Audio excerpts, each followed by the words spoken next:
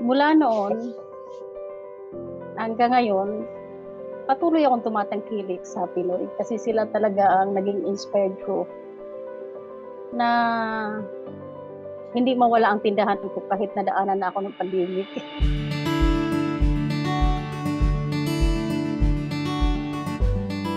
Nagtitindahan ako almost 13 years na kasi nag-umpisa ako is 2010. Nakilala ko yung Happy Noise 2019 before pandemic. Papasalamat ako sa Happy Noy na isa ako naging member at marami ako natutunan sa mga kaalaman na itinuro nila, sa mga training nila na pupuntahan ko.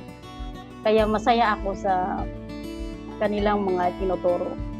Naging masaya ako kasi hindi lang kaalaman, kundi kaibigan. Nagkaroon ako ng kaibigan talaga na napupuntahan ko sa Happy Noy. Sila yung nagiging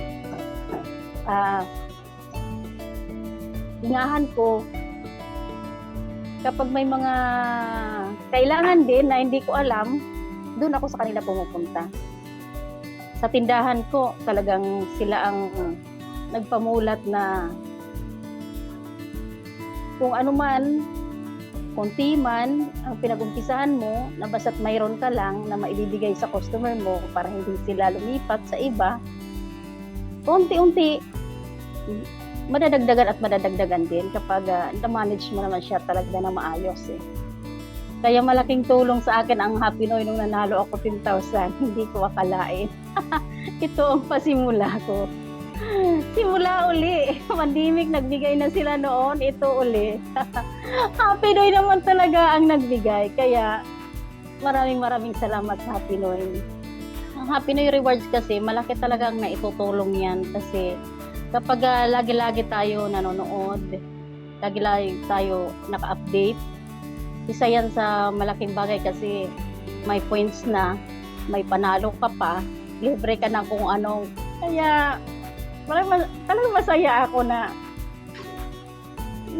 ang Happy Noy yung parang lagi kang ginigising, parang laging nandyan sa'yo. Parang sila talaga nagpamumulat sa'yo na hindi lang yan ang dapat na nagsasantabi ka eh, ang dami-daming pwedeng gawin. Hindi lang isang negosyante, huwag sila mag-alinlangan.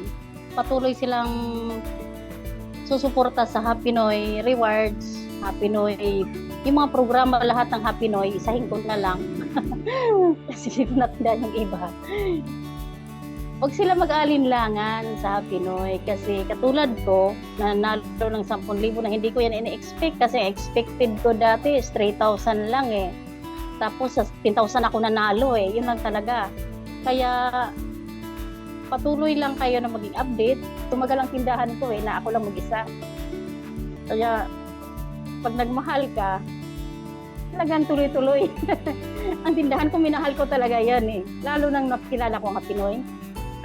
Di ba? Ang saya talaga noon na nararamdaman mo na hindi ka lang naging isang babae, kundi naging isang negosyante ka kahit na maliit lang.